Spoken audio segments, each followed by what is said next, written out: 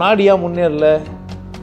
உழைக்கிறோம் சரியாக உழைக்கல, நிர்வாகம் பண்ணுறோம் சரியாக நிர்வாகம் பண்ணல, நிர்வாகம் பண்ணுறவனுக்கும் உழைக்கிறவனுக்குமான தகராறு ஏற்படுது. இவங்க 2 பேருக்குள்ள ஒரு உறவு சுமூத்தாக இல்லை, அந்த நாடு முன்னேறாது. இந்த நாடு முன்னேறக்கூடாதுன்றதுக்காகவே நீ சினிமா ட்ராமா நாடகம் எல்லாம் அந்த மாதிரி காமிச்சுன்னே இருந்தியானா அந்த நாடு எப்படி முன்னேறான்? எந்த புடஷனுமே இல்லை, எந்த உழைப்புமே இல்லை. அமெரிக்கா கனடா என்ன செய்கிறாங்க? எப்படி அது வல்லரசு பணக்கார நாடு? அடிமைகளால் ஆளப்படுறோம். நம்மளை ஆள்றவங்கிறான் இல்லை, அவனே ஒரு அடிமையாகிறான். பண அடிமையாகிறான், இல்லை ஜாதிய அடிமையாகிறான், மத அடிமையாகிறான். இங்கே இருக்கிற கட்சியெல்லாம் எப்படி இருக்குது பாரு. ஒன்று மத அடிமை கட்சி, ஜாதி அடிமை கட்சி, புதுசாக ஒரு கட்சி மொழி அடிப்படையில் அடிமைகளை உருவாக்குற கட்சி. அப்போ ஓட்டு போடுறவங்களாம் யாராக தான் இருக்கணும்? மத அடிமையாக இருக்கணும், மொழி அடிமையாக இருக்கணும், ஜாதிய அடிமையாக இருக்கணும். அவன் தான் ஓட்டு போடுறான். ஏன் ஒருத்தர் ரோட்டில் போனால் கொடி பிடிக்கிறதுக்கு 100 பேர் போனோம்? இன்க்ரிமெண்ட்டின் பேரில் நம்பர் தான் மாற்றினாங்க. பொருளாதாரம் அப்படியே தான். நிலம் உழைக்கிறது, பழுது, உற்பத்தி ஆகுது. மக்கள் நிறைய பேர் அணியகிறாங்க, சமாளிக்க முடியல. உணவு பற்றாக்குறை ஏற்படுது. இது புரியுது. உணவு பற்றாக்குறையினால் நிர்வாகம் பண்ணுறவனுக்கும் உழைக்கிறவனுக்கும் சண்டை வந்துடக்கூடாது. உணவை மாற்றிருந்தான். உங்கள் உணவு எல்லாம் வீணாக போயிடுச்சு. சாப்பாடுலாம் சரியான சாப்பாடு இல்லை. இதுவும் அவனுக்கு லாபமாயிடுச்சு. இதுவும் யாருக்கு தான் பாதிப்பே? உழைக்கிறவனுக்கு தான். மெஜாரிட்டி யாரு? உன் பிள்ளைக்கு வேலை கிடைக்கல காரணம் யாரு? 1 மணி நேரம் ஓட்டி செஞ்சு நீ தாண்டா நாயே. உனக்கு என்ன புரியல? அரை மணி நேரம் காசு கொடுக்குறான்றதுக்காக என்ன பண்ணிக்கிற நீ? உன் பிள்ளை வேலையோ உன் பக்கத்து வீட்டுக்கார வேலையோ இன்னொருத்த வேலையோ என்ன பண்ணிட்டு வந்த? கெடுத்துட்ட. 8 மணி நேரம் நீ வேலையை விட்டு வெளியே வந்துட்டேன்னா இன்னொரு என்ன பண்ணுவான் அவன்? ப்ரொடக்ஷன் ஆகணும்னா ஏன் எடுக்க மாட்டேன்றான்? ஓட்டி கொடுத்தா இன்சென்டிவ் கொடுத்தா ஏன் வாங்கின? உன்னை ஓட்டி இன்சென்டிவ் கொடுத்தா அத்தனுக்கு என்ன பண்ணிட்டான்? நீ ஓட்டி இன்சென்டிவ் வாங்கி என்ன பண்ண? இன்னொருத்தருக்கு என்ன ஆகல? இப்பா புரியுதான்னு பாருங்க. புரியுதா? ஓட்டி இன்சென்டிவ் வாங்குறது தப்பா ரைட்டா? உழைக்கிறது மட்டும் போதுமானது. உழைப்பு குற்றம் இல்லை. உழவுலேருந்து தான் உழைப்பு வந்திருந்தாலுமே கூட, உழைப்பு நல்லது இருந்தாலுமே கூட, உழைக்கிறது மட்டும் வாழ்க்கையில் நிர்வாகத்திறனும் யார் நிர்வாகம் பண்ண பார்த்துக்கணும். உங்களால் கடைசி வரைக்கும் உழைக்க முடியுமாங்க? 100 வயசு வரைக்கும் உழைக்க முடியுமா? முடியாது. உழைக்கிற போதே சேர்த்து வச்சு 100வது வயசில் நம்ம உழைக்க முடியாது, 50வது வயசில் உழைக்க முடியாது, 60வது வயசில் உழைக்க முடியாது. எனக்கு தெரியாது ஏதோ ஒரு வயசில் என்னால் என்ன பண்ண முடியாது. அதுக்கான பணத்தை பாதுகாப்பாக வச்சு இதுக்கப்புறமா பிள்ளைங்களை குட்டிய மனைவியை பாதுகாக்கணும். யார் வேலை இதெல்லாம்?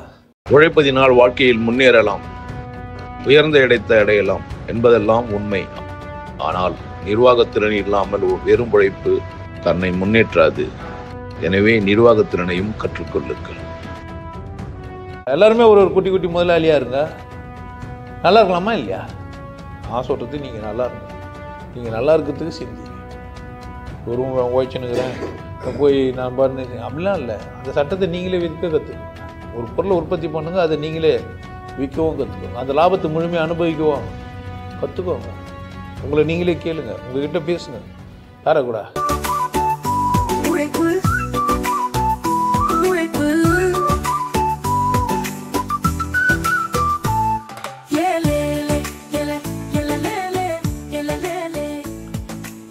வணக்கம். நிறைய தலைப்பு. இன்னைக்கு உழைப்பு. உழைத்து வாழ வேண்டும், பிறர் உழைப்பில் வாழ்ந்திடாதே. பாடுகிறீங்களா? சிக்கு மங்கு சிக்கு மங்கு சிக்கு பப்பா.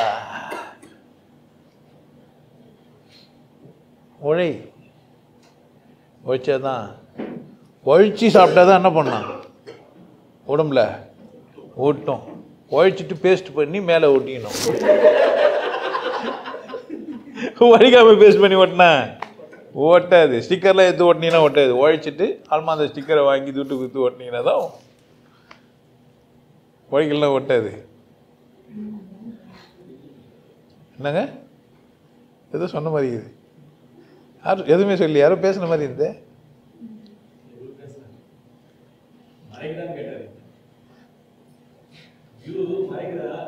ஓ இல்லை இல்லை, வேற ஏதோ பேசுன மாதிரி இருந்தது. உழைக்கிறதை பற்றி பேசிக்கிறேன் நான். உழைக்கிறதுன்னா நாங்க இது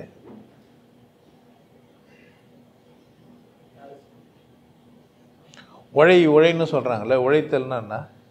இந்த வார்த்தை எங்கேருந்து வந்தது? உழைப்புன்ற ஒரு வார்த்தை இருக்குது இல்லை, இந்த தலைப்புக்கு இதில் உழைப்பு, உழைன்ற வார்த்தை எங்கேருந்து வந்தது? விவசாய வேலையிலேருந்து வந்தது, உழவுலேருந்து வந்தது. உழவு செய்யணும்னா உழைக்கணும். உழவு செய்யறதுக்கு போய் என்னவாயிடுச்சு?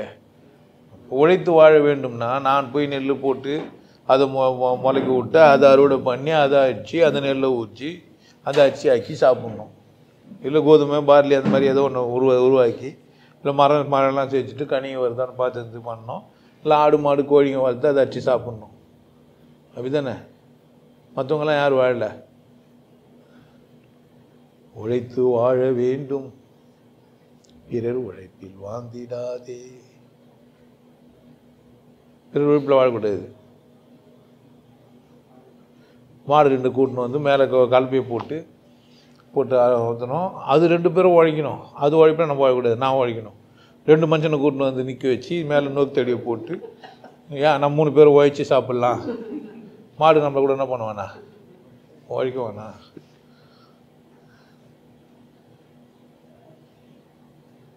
சில வார்த்தைகள்லாம் சிலர் ஏமாற்றத்துக்கு சொல்லப்பட்ட வார்த்தைகள். உழைப்பு அப்படின்ற ஒரு வார்த்தை இருக்குது இல்லை, உழைக்கணும், உழைச்சாதான் ஓட்டும். இதெல்லாம் யாருக்கு? ராஜா என்ன பண்ணுவார்? ராஜா என்ன உழைச்சாரு? ராஜா உழைக்கலையாப்பா? உழவு செய்கிறவங்க உழைச்சாங்க.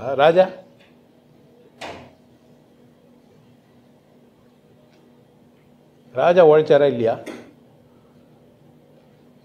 யாருமே எதுவுமே சொல்ல மாட்டீங்க. ராஜா உழைக்கலையா?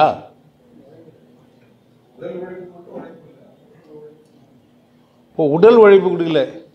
உடல் உழைப்பு கொடுக்காம கத்தி வச்சு சுற்றிக்கிறாரு. பாவம் இல்லை, தலையில் கிரீடம் வச்சுக்கிறாரு, கத்தி இடுப்பில் சொறினுக்கிறாரு, அவ்வளோ பெரிய ட்ரெஸ்ஸை போட்டுனுக்கிறாரு, அந்த மாலை கீழெல்லாம் போட்டு நடந்துக்கிறாரு. உழைப்பு இல்லையா? ஒலிக்காது. இஷ்டத்துக்கு இப்படிலாம் பேச முடியுமா அவரால்? கிரீடத்தை வச்சுன்னு எப்படி பேச முடியும்? நான் சொல்றதுன்னா நான் சொல்லுவார் அவரு. கை நூதுறது கிரீடா எப்படி இருக்குண்ணா? மன்னா ஏன் அப்படி ஆட்டினாரு அவரு? நிறைய கொஞ்சம் என்ன ஆயிடும்?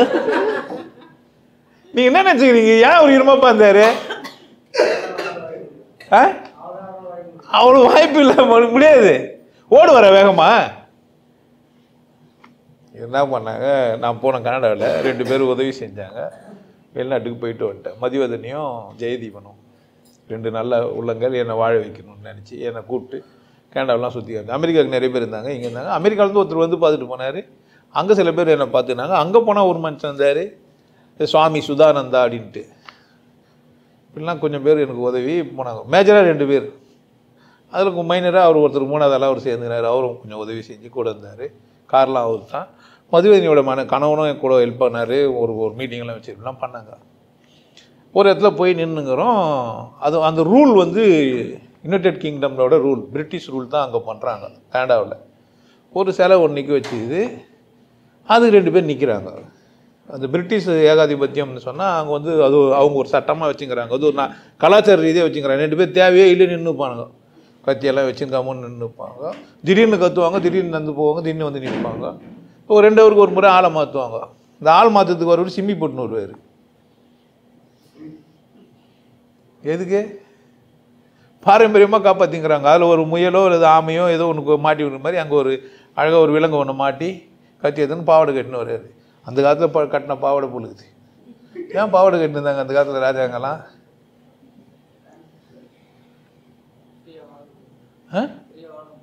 பிரியா ஓட முடியும்ட்டு. பாவாடை கட்டினா பிரியா ஓடுவியா? சட்டை போட்டு டவுசர் போட்டால் பிரியா ஓடுவியா? பாவாடை காற்றுல பறந்தா என்ன ஆகுது நம்ம நிலைமை? ஆத்தாடி பாவாடை காத்தாட. அது 2 சேர்ந்து ஒரு பட்டன் மாதிரி கொஞ்சம் லேசாக டெஸ்டா தானே. டவுசர் நடக்கிறதுக்கு நல்லா தானே இருக்குது. டவுசர் நல்லா இருக்குது, பாவாடை நல்லா இருக்குதா? உண்மையாக சொல்லுங்க. ஆப் டவுசர் ஓகே.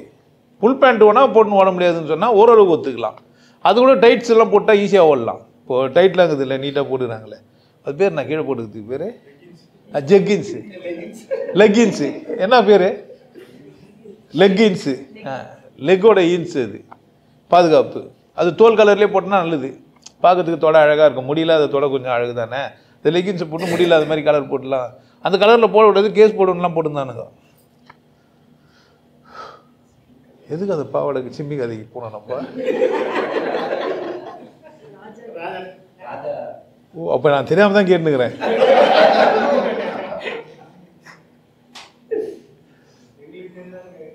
என்னப்பா? எனக்கு எவ்வளோ தெரியாம கூட போயிடும், யாருக்கு தெரியும்? உழைப்பு அப்படின்னா நான் என் மேலே கவனமாக இருந்தால் அது பேர் உழைப்பு. உழைத்து வாழ வேண்டும் அப்படின்னா நான் என் மேலே கவனமாக வாழணும், அப்படி தான் அதுக்கு அர்த்தம். உழவு செய்கிறவன் எவனா அவன் மேலே கவனமாக இருந்தான். இல்லை என்ன பண்ண முடியாது? அங்கே ஒரு தொழில் செய்கிறான், வேலை செய்கிறான், போகிறான்னா, உழைக்கிறான்னா என்ன செய்கிறான்? அவன் மேலே அவன் அக்கறையாக இருக்கிறான். இந்த பாவாடை இந்த கதையெல்லாம் என்னடான்னா, அவன் ராஜா அதை காப்பாற்றணும், நான் ராஜான்னு தெரியணும், இல்லைன்னா அவன் என் நிலமை. அதனால் என்ன பண்ணேன் நான்? வச்சுக்கணும், பாவாடை கட்டிக்கணும், கத்தியை அது வெட்டுச்சோ இல்லையோ, துருப்பிச்சிக்குதோ, அது எப்படியோ வெளியே எத்தாரோ தெரியாது, எப்போ எத்தாருன்னு அவருக்கே கூட தெரியாது. நிறைய ராஜா அவங்க கத்தி எதுக்குன்னே தெரியாது வச்சுருந்துருப்பானுங்க நான் நினைக்கிறேன். அப்படிதானே பொந்துட்டுமேன்ட்டு பார்த்துக்கிறீங்களா? தொச்சு பார்த்து சொல்லின்னு வந்துருப்பானுங்க. இவனுக்கு போய் வெட்டுவானுங்க. வெட்டுங்கள் வீரர்களேன்னு சொன்னால் இவன் எது கத்தி வச்சுருந்தான்? நம்ம கத்தி நம்பி தான் வாழ்ந்துக்கிறான் ஆள். கத்தி யார் கையில்? நம்ம கத்தி தான் என்ன பண்ணா? படை வீரர்கள் கத்தி, சோல்ஜர்ஸ் தான். ஆனால் பேர் யார் ஜெயிச்சாருன்னு? வெட்டந்து குத்துந்து போந்து, என் பொன்னாடி கர்ப்பமானது, பாதியில் விட்டு போந்து, குத்து வீரம் கொலவரமாக போனது, இல்லை 6 மாத கர்ப்பிணி 3 மாத கர்ப்பிணி விட்டு போந்து நான் சட்டம் பதவியாக இருக்கேன். ஆமாம், என் உழைப்பில் அவர் வாழ்ந்துக்கிறாரு. இப்போது உழைத்து வாழணும், உழைத்து வாழ்ந்தால் தான் சோறு ஓட்டும். நாங்களே அவருக்கு தானே ஓட்டிக்குது, நமக்கு ஓட்டலையே. நமக்கு ரத்தம் கொட்டது தான் மிச்சம். சார் நீங்கள் உழைப்பு பேச வந்துக்கிறீங்க, மரியாதையாக என்ன பண்ணுங்கள்? ராஜாங்க என்ன பண்ணால் நமக்கு என்ன வந்து பாவாடை கட்டினார், சிம்மி கட்டினார்னா யார் இஷ்டம்? இப்போ அந்த பாரம்பரியமாக அவங்க வந்து பீன்னு ஊதினம் போட்டு பார்த்தீங்களா? எத்தனை பேர் பார்த்தீங்கன்னு தெரியல. இது ஊதினம் வந்தாங்க, நின்னாங்க, கத்துனாங்க, தெரு பேர் போனாங்க. போய் பக்கத்தில் ஃபோட்டோ எடுக்கலாம் எடுத்தாங்க. நம்ம ஊர் போலீஸ்காரங்களை யாருன்னா பேச முடியும்னு நினைக்கிறீங்க நீங்கள்? நம்ம பாட்டு சாதாரணமாக சும்மா ஏய் அப்படி தானே. நமக்கு என்ன பேர் இருந்தாலும் அவனுக்கு என்ன வந்து நமக்கு ஒரு பேர் வச்சுக்கிறான். என்ன பேர் வச்சுக்கிறான் போலீஸ்காரெலாம்? நமக்கு போலீஸ்காரங்கெல்லாம் இந்த சராசரி சிவிலியன்களுக்கு என்ன பேர் வச்சுக்கிறாங்க? ஏய், நம்ம எவ்வளோ பேர்னா எவ்வளோ நம்ம நீட்டாக அங்கே அப்பா பார்த்து தேர்ந்தெடுத்து நல்லா ஆதித்ய விஷ்ணுதாஸ் இப்படிலாம் பெருசாக வச்சா. ஆதித்ய விஷ்ணுதாஸ் வானா கூட போகிறாரு. ஏய் ஏன் முதல்ல போலீஸ்காரங்களுக்கு சொல்லணும், எப்போ எல்லாருக்கும் ஏ கிடையாது, பிசிடிலாம் இருக்குது. எப்போ பார்த்தாலும் எல்லோரும் ஏ இன்னைக்கிறீங்க. என்ன சொல்கிறது? 1ஆம் தேதி ஏ சொல்லுங்க, 26ஆம் தேதி இசட்டு சொல்லுங்க. என்ன தெரியாது அவனுக்கு? 2வது 3வது 4வது நம்ம லெட்ரு என்னன்னு தெரியாது அவனுக்கு. ஒரே லெட்ரு தான் தெரியும், என்ன தான் ஏபிசிடி படிக்கல. அவன் ஏ மட்டும் வச்சுட்டு வந்துக்கிறான். அப்போ போலீஸ்காரங்களுக்கு ஏபிசிடி கற்றுக் கொடுத்து, 1ஆம் தேதினா ஏ சொல்லுங்க, 2ஆம் தேதினா யார் கூப்பிட்டாலும் பி சொல்லுங்க, 3ஆம் தேதினா யார் பார்த்தாலும் சி சொல்லுங்க. ஆம்பளை இருந்தாலும் பொம்பளை இருந்தாலும் ஏ என்னங்கிறான்.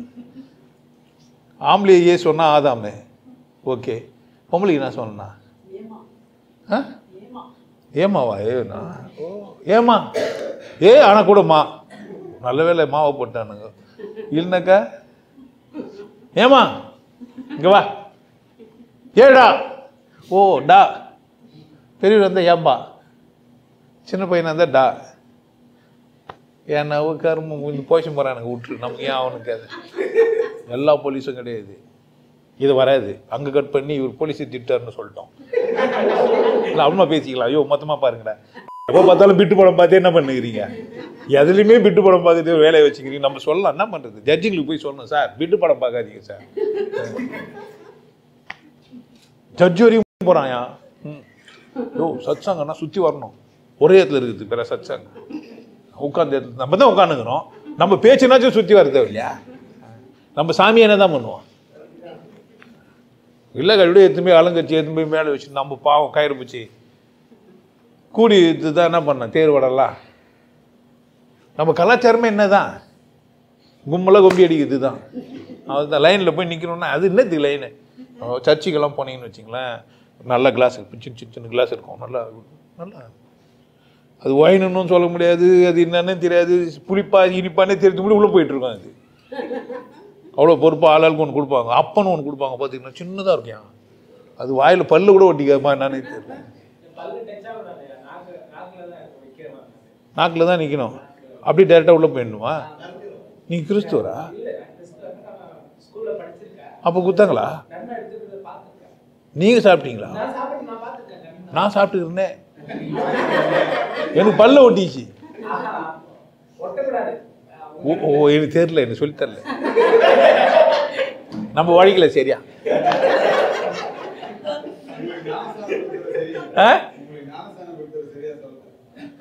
ஞானஸ்தானம் கொடுக்கலையா? அப்பமும் குத்தாங்க. ஆனால் ஞானஸ்தானம் எடுத்துக்கிறது தான் கொடுப்பாங்க. இது இப்போ நீ புரிஞ்சுட்டு இருக்க, நான் ஞானஸ்தானம் எடுத்துக்கிறேன்ட்டு. ஆமாம், இப்படி தள்ளி விட்டு எடுத்துக்கினாங்களே.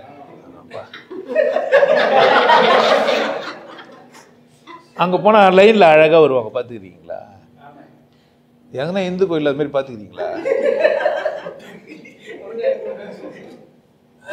பார்க்கறதுக்கு லைனில் போவானுங்க. கல்லை பார்க்கறதுக்கு பார்த்தீங்கன்னா ஒரு அடிச்சு வச்சுட்டு இருக்கோம், ஆடு மாடு மாதிரி லைனில் நின்று இருப்பான். பார்த்துக்கிறீங்களா? 3 நாள் 4 நாள் ரூம்லாம் எடுத்துட்டு அங்கே போவான். பார்த்துக்கிறீங்களா? அங்கே போனீங்கன்னு வச்சிங்களேன், பிரியா உட்காந்துட்டு எங்கே நான் உட்காந்து சாமி கும்பிட்டுங்களா? சாப்பிட போனால் மட்டும் அவன் லைனில் போகணும். நீங்கள் சாமி கும்பிட்டுக்கு லைனில் போகணும். மற்ற நேரத்தில் நீங்கள் பிரியா சுற்றலாம். எங்கன்னா போய் எப்போனா கையை உள்ளே விட்டுடலாம். அப்படித்தார கூழ் ஊற்றுனா எப்படி ஊற்றுவாங்க? எப்படி இருக்கும்? ஒரு லைனில் வருவானுங்க. ட்ரெயின் போய் நிற்கிறோம் ஸ்டேஷனில், சும்மா நின்று பேசிக்கிறீங்க, பின்னாடி 4 பேர் நின்றுட்டாங்க. நானும் அந்த மதிவதினியும் பேசி சும்மா நின்றுக்கிறோம். அது வந்து ட்ரெயின் ஏறதுக்கான ஒரு இடம் பொழுகுது. பின்னாடி லைனில் நிற்கிறாங்க. லைன் நான் ஃபர்ஸ்ட் ஆள் நின்றுக்கிறேன். இப்போ நான் சும்மா பேசிக்கிறேன், திரும்பி பார்த்து போயிட்டு தெரிய வேண்டிய அந்த அவங்க அந்த மாதிரி ஆயிட்டுக்கிறாங்க. நம்மளுங்க ட்ரெயின்லேருந்து இறங்கிறதுக்கு நடுவில், ஏறத்துக்கு 2 பக்கம் சைடில், அங்கே இங்கே ஏறத்துக்கு நடுவில், இறங்குறது சைடில் ஒதுங்கி வந்து கஷ்டப்பட்டு வரணும்.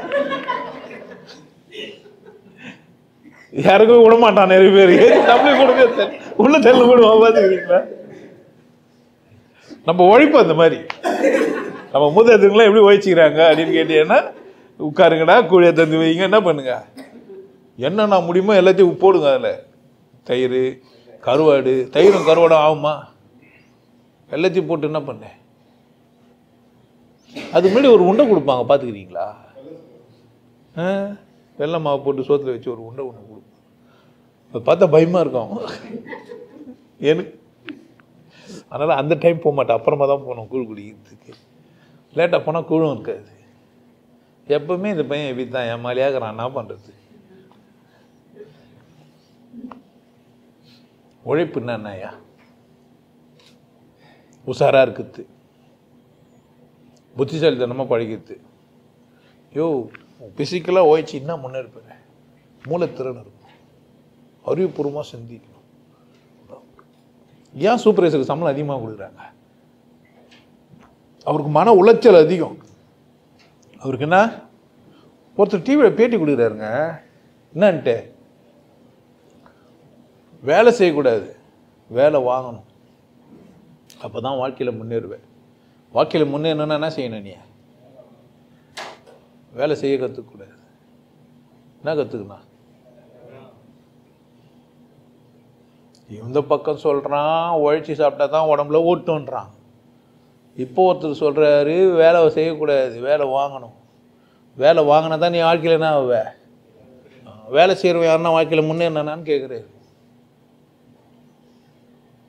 இது உண்மை மாதிரி இல்லையா? பொய்யா உண்மையா? இது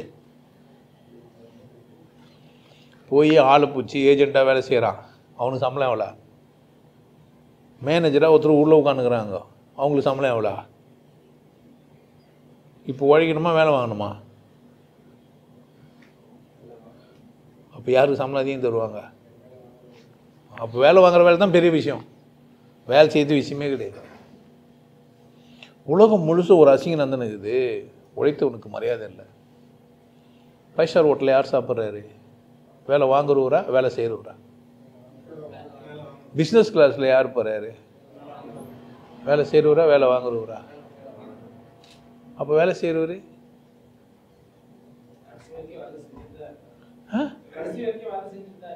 அப்போ ஏன் வேலை செய்கிறவங்களுக்கு மரியாதை இல்லை? என்ன முயற்சி பண்ணல?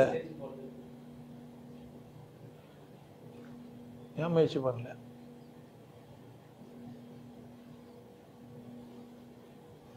வேலை செய்கிறவர் ஏன் வாழ்க்கையில் முன்னேறல? சமைக்க தெரிஞ்சவர் சமைக்கிறவர் வாழ்க்கையில் முன்னேறல. சமைக்க வச்சுக்கின்னு அவரோட வேலை வாங்குறவரும் வாழ்க்கையில் முன்னேறாரு. எங்கே என்ன தப்பு இதில்? சரி, எல்லாரும் வேலை வாங்க வந்துடுவோம். யார் தான் வேலை செய்வாங்க? எல்லாரும் வேலை வாங்கலாம். இப்போ நமக்கு புரிஞ்சிச்சு என்னன்னு. வேலை செஞ்சால் வாழ்க்கையில் முன்னேற மாட்டோம். என்ன பண்ண தான் முன்னேறுவான்? அந்த முடிவுக்கு வாங்கலாம். அப்போ என்ன ஆகும்? என்ன திடீர்னீங்க ஏன் வரல? நீங்கள் இன்னும் உலகம் முன்னேறல. இன்னும் உலகம் முன்னேறல. சிவிலைசேஷன் போய் சொல்லுங்கிறானுங்க. ஒன்றும் ஆகல. எங்கே பிரச்சனை? வேலை செய்கிறவங்ககிட்ட என்ன பிரச்சனை? வேலை வாங்குறவங்ககிட்ட என்ன பிரச்சனை? ரெண்டு பேருக்கும் என்ன தெரியுது? ராஜாவுக்கு என்ன தெரியுது? சேவகனுக்கு என்ன தெரியுது? விலங்குகளில் எது விசேஷமானதுன்னா வேலை செய்யறது தான். மரம் ஏற தெரிஞ்ச குரங்குக்கு தான் மரியாதை அதிகம். ஏன்? பழத்தை பறித்து கொடுக்கும். அதனால் அது எல்லாம் மற்ற குரங்குங்கள்லாம் அதை அண்டி பிழைக்கும். ஏன்னா இது மேலே இருக்கிற உச்சியில் இருக்கிற பழத்தை கூட என்ன பண்ணா, ஒரு வலுவான குரங்கு இருக்குதுன்னு சொன்னால் சுற்றி பல குரங்குங்க உட்காந்துக்கும். ஏன்னா வேறு யாருன்னா எதிரி வந்தால் இது என்ன பண்ணா தாக்கும். அதோட பாதுகாப்பில் இதே வாழும். அப்போ ராஜா எப்படி இருந்திருப்பார்? அப்பா ராஜா எப்படி இருந்திருப்பார்? வலுவானவராக இருந்திருப்பார். தெரியுமா? அசோகர் 6 அடி இருந்தார், மேலே இருந்தார். 2 பக்கம் 2 பேர் உட்கார வச்சுன்னு ஓடினார். இப்படிலாம் பச்சிருக்கீங்களா? இன்றைக்கும் போய் பார்த்தீங்கன்னா மியூசியத்துலலாம் கத்தியெல்லாம் இருக்கும், பார்த்துக்கிறீங்களா? இந்த ராஜாங்கெல்லாம் வச்சுன கத்தியெல்லாம் எடுத்து சுற்றினா 4 அடி கத்தி சுற்றினா அவன் எவ்வளோ இருக்குண்ணா? இருந்தால் தான் 4 அடி கத்தியை சுற்ற முடியலன்னா சுற்ற முடியாது. இப்போ நம்ம 4 அடி கத்தியை எடுத்து சுற்றினா நம்ம என்ன ஆவான்? சுற்றும் போதெல்லாம் அவன் நம்ம போய் போடுவோம் தனியாக. இப்படி சுற்றினான்னு வச்சுக்க கத்தி போய் கீழே போயிடும், நம்ம தனியாக போய் திரும்ப விடுவோம். கரெக்டாக இல்லையா? நீங்களாம் எப்படின்னு எனக்கு தெரியல. இப்போ நான் கத்தி சுற்றினா என்ன அவன் என் நிலமை? அப்போ சின்ன கத்தியை வச்சு சுற்றணும். அப்போ அவர் பெரிய கத்தி வச்சுக்கிறாரு, யார் வந்து தாக்கா? அப்போ அவர் உருவமே அப்படிதான் வந்துருக்குது. பித்தியார் பயப்படுற மாதிரி தான் உருவம் வந்துருக்குது. ராஜாவுக்கு சொல்கிறேன். அவர் அந்த உயரம், அந்த கத்தியை கையாளுற விதம், பார்க்கறது கம்பீரம், தலையை குனியவே மாட்டார். ஏன்? ஈடம் போட்டு வர நிமித்தினார். இப்போது சில பேர் சொல்கிறாங்களே, மணி என்ன முதுகெல்லாம் நிமிந்து நிற்கணுன்றதுக்காக போட்டு கட்டி வச்சுக்கிற மாதிரி அவருக்கு என்ன பண்ணிக்கிறாங்க? தலை ஒரு கிரீட் எடுத்து அமிட்டுக்கிறானுங்க. தலைவரம் பிடிச்சிட்டு ஆட்டிக்கிறார். ஏன்? தள்ளுக்கு இருக்க அந்த எப்போவுமே மேலே ஒரு கிரீடம் வச்சுக்கிறோம், அதில் முத்து பவளெல்லாம் வரக்குது. ராஜா கிரீடம் வந்துச்சேன்னா ராஜாவே ஊந்த மாதிரி. அதனால் கிரீடத்தை கட்டின்னு முருங்க கட்டினா மட்டும் போதாது, என்னவும் பண்ணக்கூடாது. அது சம்டைம் கட்டு தாண்டல் தங்கம் நிறைய கிலோ கணக்கில் வச்சுருந்தா என்ன ஆகும்? ஏற்கனவே தலை ஒரு 1.5 கிலோ 2 கிலோ 3 கிலோன்னு இருக்கும். அதில் ஒரு 5 கிலோ 6 கிலோ தலை தங்கத்தை வச்சுருந்தா என்ன ஆகும்? திரும்போது போகும்போதெல்லாம் எப்படி இருக்குண்ணா? ரொம்ப பாதுகாப்பாக இருக்கணும். அப்போ ஓய்ச்சின்னு தாங்கிறாரு அவர் ஓய்ச்சினே இருக்கணும். நம்ம வேலை செய்கிறவங்க அந்த மாதிரி எப்படின்னா கிரீடம் போட்டுங்கன்னா நம்ம எப்படிக்கலாம்? சட்டெல்லாம் கட்டி போட்டுடலாம், சும்மா ஒரு கோமனம் கட்டிக்கலாம், 2 துண்டை எடுத்து சும்மா கட்டிக்கலாம், ஒரு டவுல் ஒன்று கட்டிக்கலாம், சட்டை போடாமல் இருக்கலாம். அவரே வெளியே வரணும்னா அவ்வளோவா எடுத்து மாட்டணும். அவரே மாட்டிக்க முடியும். அதை மாட்டுறதுக்கு ஒரு 4 பேர் இருக்கணும். தப்பாக மாட்டாங்கன்னா வேறு மாதிரி ஆகிடும். இல்லை தாறுமாறு ஆகிடும். இல்லை இப்போ கத்திய உரையில் சொல்கிறது வேறு எல்லாம் சொல்லிட்டாங்கன்னா என்ன ஆகுது? எத்தனை ராஜா பாதிக்கப்பட்டவரோ யாருக்கு தெரியும்? அப்படிதானே? அது ஒரு ஆர்டரை தான் மாட்டணும். இல்லை அது ஸ்பைடர் மேன் மட்டும் தான் மாற்றிட்டுருக்கிறான். பேண்ட்லாம் போட்டு போய் செட்டு வந்துட்டேன். இப்போ உழைக்கிறதுன்றது கத்தியத்தை சுற்றுறதோ அறுவடை பண்ணுறதோ அதெல்லாம் மதிக்க தகுந்ததா? இல்லை. சரியா? ஆமாம் தானே? ஆனால் மதிக்க தகுந்தது எது? மதிக்க வேண்டியது எது? மனசாட்சியோட சொல்லுங்கள். எது மதிக்க வேண்டியது? உழைக்கிறவர் தானே. ஏன் அவருக்கு மதிப்பு இல்லை? அப்போ உழைத்தால் போகாது. உழைத்தால் முன்னேறலாம் கிடையவே கிடையாது. உழைத்தால் முன்னேற முடியாது, ஏமாத்தினால் முன்னேறலாம். ஒருத்தர் சொன்னார், அந்த சிரிப்பு சொன்னார், அவர் தான் சொன்னார், படிக்கிறதுனால ஆபத்து. இப்போ தான் ஒரு கதை வச்சோம். ஃபஸ்ட்டு என்ன செஞ்சார் அவர்? எனக்கு எல்லாம் தெரியும், 10 ரூபா தரேன்னு சொன்னார். என்ன ஆனார்? ஏமாந்துட்டார். இந்த படித்தவர்கள் எல்லாம் ஏமாந்துடுறாங்க. என்ன செய்யறது இல்லை? உழைக்காததுனால உடல் பலம் பெறதில்லை. உடல் பலம் பெறாததுனால அவங்க சுகமாக வாழ்கிறது இல்லை. மற்ற இல்லற வாழ்க்கையில் மற்ற விதத்தில் அவங்களாம் சுகமாக இருக்க முடியாது. சும்மா அதெல்லாம் புரியுதா? ஏன் நீங்கள் பிஸ்னஸ் கிளாஸில் போய்க்கலாம், 5 ஸ்டார் ஹோட்டலில் சாப்பிட்டுக்கலாம், எல்லாம் ஓகே தான். கடவுள் ஒரு புள்ளி வச்சுக்கிறான். கடவுள் என்ன பண்ணி வச்சுக்கிறான்? ஒரு புள்ளி வச்சுக்கிறான். உழைக்க மாட்டேல்ல, உடம்பு வலியாது இல்லை, அவள் தான் உன் கதைன்ட்டு. அதுமா உனக்கு என்ன நீவி விட்டாலும் விசாவாது. ஏன் உழைக்கல? நீ ஃபிசிக்கலாக உன் ரத்தம் ஆரோக்கியமாகல, ரத்தம் சூடு ஏறல, உன்னால் ஓட முடியாது. அப்போ எப்படி இருக்கணும் அப்படின்னா நீங்கள் என்ன பண்ணே ஆகணா? இப்போ இது புரிஞ்சிச்சு. இப்போ ஜிம்மில் போய் வச்சுனுக்கிறான், இரும்பை தூக்கி வச்சுன்னு ஆட்டுறான். இது பிடிச்சி இது ஆட்டுறான், லடக் ஒடக் ஒருத்தர் ஒன்றுமே இல்லை. அந்த பக்கம் பார்த்தா கம்பியே இல்லை, சொம்மனா சீனை போட்டுன்னு சாட்டு பண்ணிலாம் போட்டுன்னு வந்து ஒருத்தர் ஆமாம் சொம்மனா ஆட்டுறாரு. ஆல்மா அதை எவனோ யூடியூப்காரன் அதை போய் பார்த்துட்டு இருக்கிறான். அங்கேருந்து காட்டுறான். இப்போ ஃபோக்கஸ் பண்ணி இப்படியே பார்த்துக்கிறீங்களா நீங்கள் அவரை? இப்படி பாருங்கடான்னு பார்த்தேன். இப்படி பார்க்காதீங்க, இப்படி பாருங்க. அந்த மாதிரி ஏமாத்து தான். ஐயா காலையில் நம்ம ஆள், காலையில் நம்ம தலைவர் காலையில் எக்ஸசைஸ் பண்ணாமல் வெளியா போய் நிலத்தை குத்தி ஆரோக்கியம் பண்ணலாம் தானே? இப்போ என்ன ஆயிடுச்சு? சென்னை வாசியால் போய் நிலம்லாம் பார்க்க முடியாது. ஆனால் என்ன பண்ணுறாங்க? ஜிம்முக்கு போயிட்டாங்களா? இப்போ கிராமத்துலேயும் ஜிம்மு கட்டுனுக்குறாங்க. ஏன் இவன் வந்து உழைக்க முடியாது, கருவை பிடிக்க முடியாது, போக முடியாது, வேறு வேலை இல்லை, பாவம் இவன் பாதிக்கப்பட்டவன். ஷூ சாக்ஸ் எல்லாம் போட்டுக்கிட்டு போய் ஏசி ரூமு போட்டு ஜிம்மு பண்ணுங்கிறான். அது ஏசி ரூம் எதுக்க?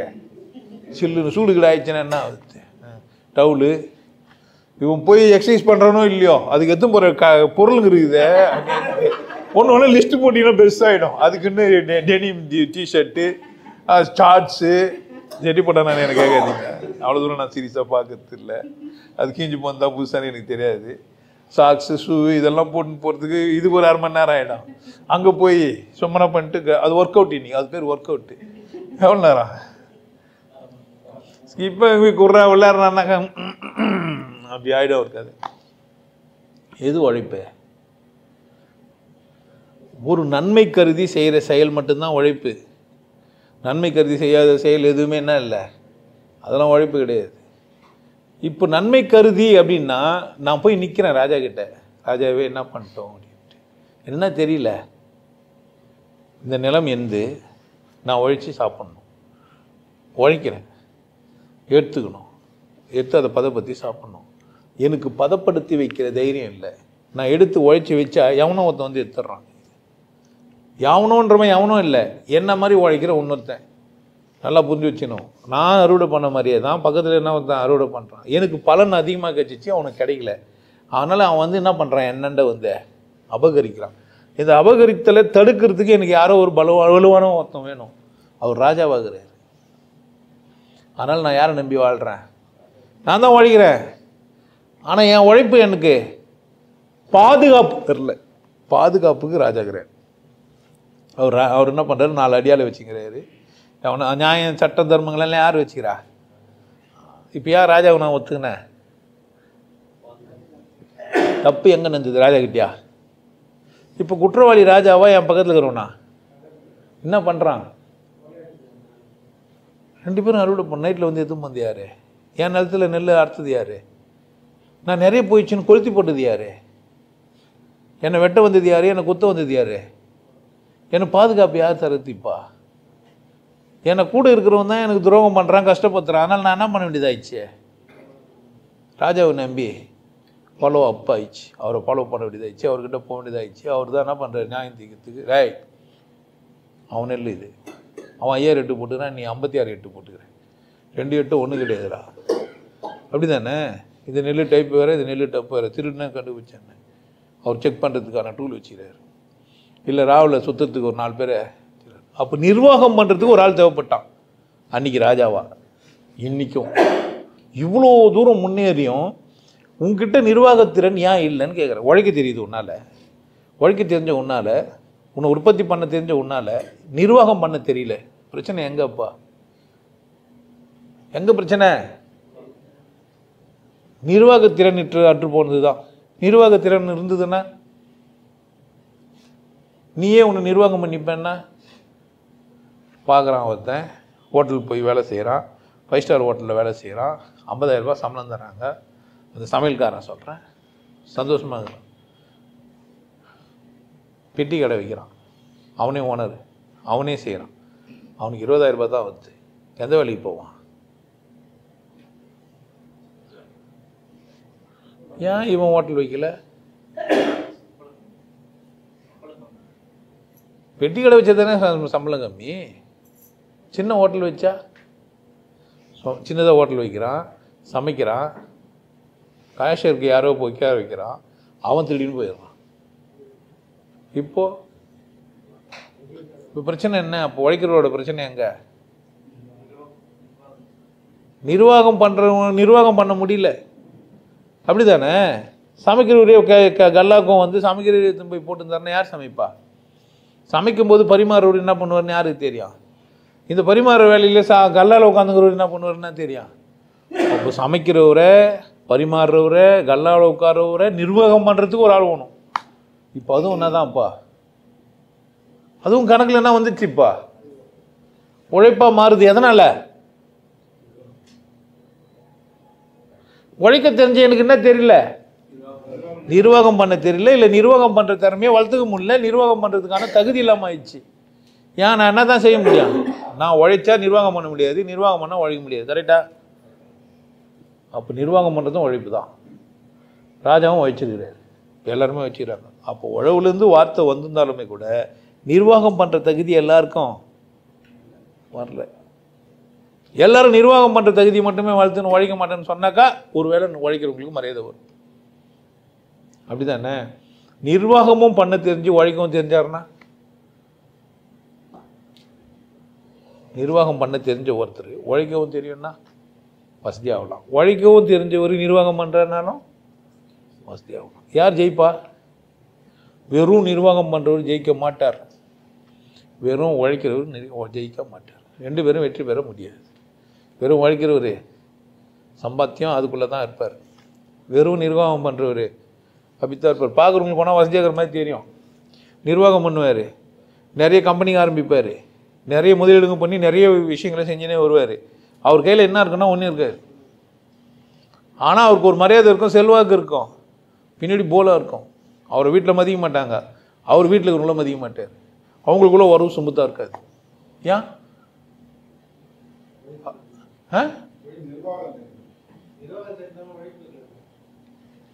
இல்லை, அவர் உழைச்சி வரல, நிர்வாகம் பண்ணி வந்துனுக்கிறோம், பெரிய லாயனுங்கிறோம் நினச்சினுக்கிறாரு. அவர் ஒரு வேலை விட்டுட்டு அந்த வேலையை அவரால் செய்ய முடியாது. அவர் ஒரு வேலையும் செய்ய தெரியாமையே நிர்வாகத்திறன் மட்டும் இருக்குதுன்னு நம்பினுக்கிறாரு. உழைக்க தெரியாது ஒரு வாழ்க்கையில் என்னைக்குனாலும் ஒரு நாள் விழுந்துருவார். ஆனால் உழைக்க தெரிஞ்சுருக்கிறார்ல, அவர் ஒரு நாளும் விழ மாட்டார். அவருக்கு 20,000 ரூபாய் ஃபிக்ஸடு. பெட்டி கடை வைக்கலாம், ஹோட்டல் வைக்கலாம், 5 ஸ்டார் ஹோட்டல் போகலாம், எங்கன்னா ஒரு ஹோட்டல் போய் எங்கன்னா ஒரு இடத்துல சம்பாரித்து போய்ச்சிக்கலாம். நிர்வாகம் பண்ணுறவருக்கு உழைக்கிறவங்க கிடைக்கலன்னா என்ன ஆவார்?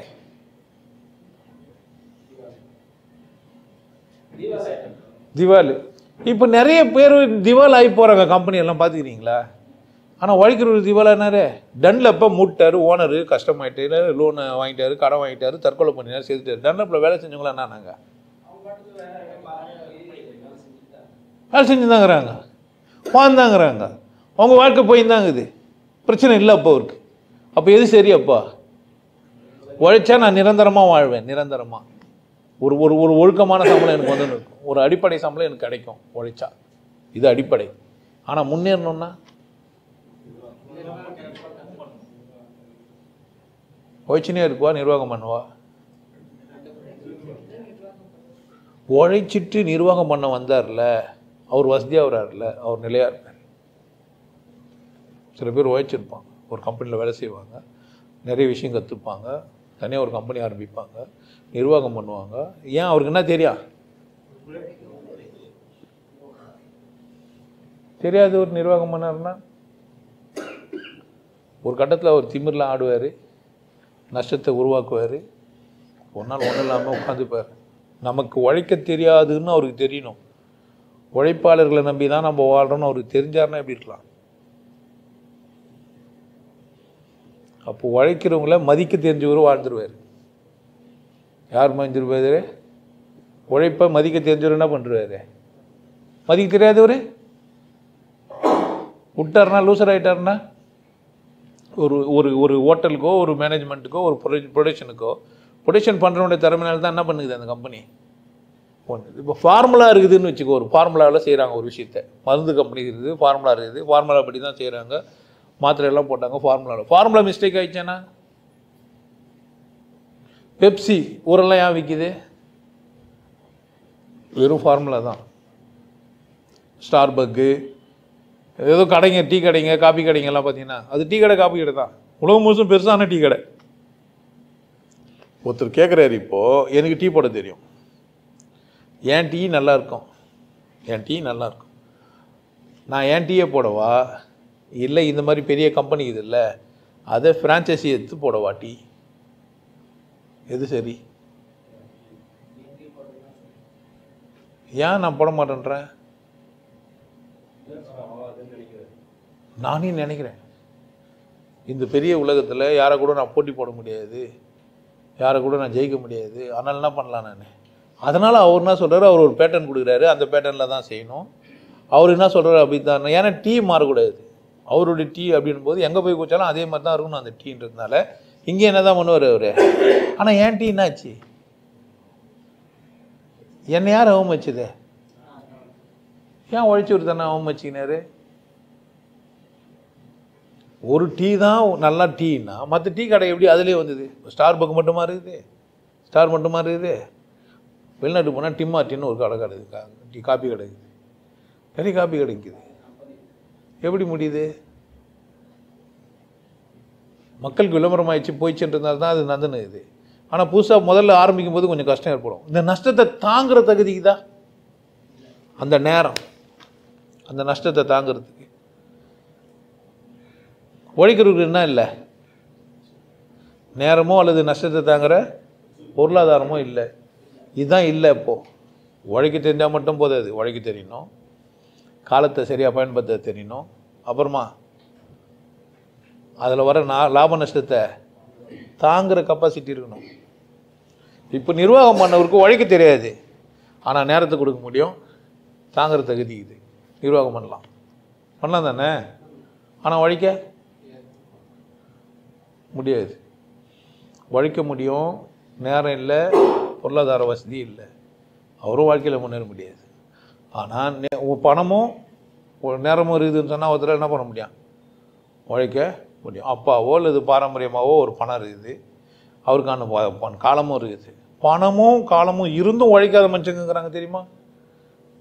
சோம்பேறிகளாகவே சுற்றி நிற்கிறவங்களாம் அப்படி தானே.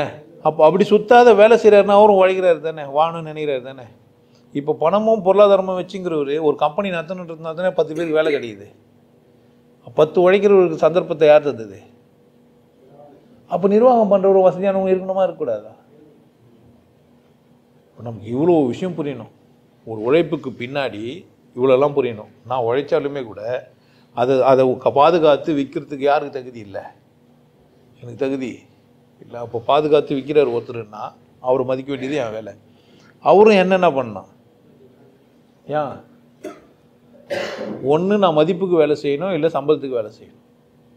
எனக்கு சம்பளமும் கம்மியாக கொடுத்து மதிப்பும் இல்லைன்னா என்ன பண்ணுவேன்? நான் அந்த இடத்துல இருக்க மாட்டேன். என்னை மதிக்கிறாரு, சம்பளம் கம்மியாக இருந்தா அட்ஜஸ்ட் பண்ணிப்பேன். என்னை மதிக்கலை, சம்பளம் கம்மியானா விட்டு போயிடும். அப்படி தானே. அப்போது ஒரு உழைக்கிறவரும் ஒன்று எதிர்பார்க்குறாரு, நிர்வாகம் பண்ணுறவரும் ஒன்று எதிர்பார்க்கணும். நிர்வாகம் பண்ணுறவர் என்ன எதிர்பார்ப்பார்? அவர் பணத்தை போட்டுக்கிறாரு, அந்த பணம் அவருக்கு வரணும். கரெக்ட் தானே? அப்போ தான் எனக்கு சம்பளம் என்ன பண்ண முடியும்? அவர் சாதாரணமாக கொடுக்க முடியும். இப்போ அவரை நான் நலன் கருதி வாழணுமா, வாழக்கூடாதா? வாழணும். இப்போ நிர்வாகிகளுக்கும் உங்களுக்கும் ஒரு எப்போ பார்த்தாலும் போராட்டம் எடுக்கிற மாதிரி சினிமா போட்டுக்கிறானே, என்ன பண்ணுவீங்க? எங்கே பார்த்தாலும் உழைக்கிறவங்க தான் உழைச்சினே தான் இருப்பாங்க. உனக்குன்னு ஒரு வீடு கட்டியது இல்லை, ஆலயம் செய்தும் அதில் அனுமதி இல்லை. உன்னை யாருன்னா ஆலயம் கட்டிக்கூடாதுனாங்களா? நீ பங்களாவில் வாழக்கூடாதுன்னு யாருன்னா சொன்னாங்களா? நீ பிஸ்னஸ் கிளாஸில் போகக்கூடாதுன்னு சொன்னாங்களா? நீ செய்கிற நிர்வாகத்தில் நீ இவ்வளோ உழைக்கிற எனக்கு சம்பளம் ஒன்று டிமாண்ட் பண்ணுறதுக்கு தகுதியை யார் நீ வளர்த்துக்கல? தகுதி யார் வளர்த்துக்கல? அது நிர்வாகம் பண்ணுறாரு அவர் பிரச்சனை, அது கிடையாதுங்க. நான் ஒரு வேலை செஞ்சால் நான் ஒரு ப்ராடக்ட் பண்ணி கொடுத்தா எனக்கு இவ்வளோ காசு வேணும்னு சொல்லணும்ன்றது யார் செய்யணும்?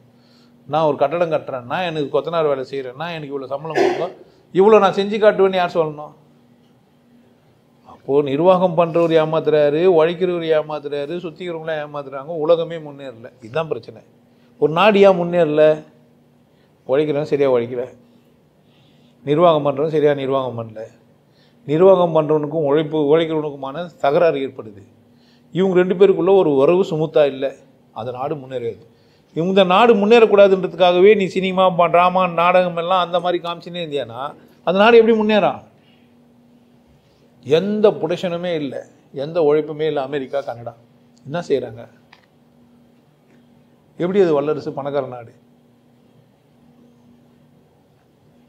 அங்கிருந்து நம்மளை நிர்வாகம் பண்ணுறான் அவன். உழைக்கிறது நீ, வாழ்றது அவன்.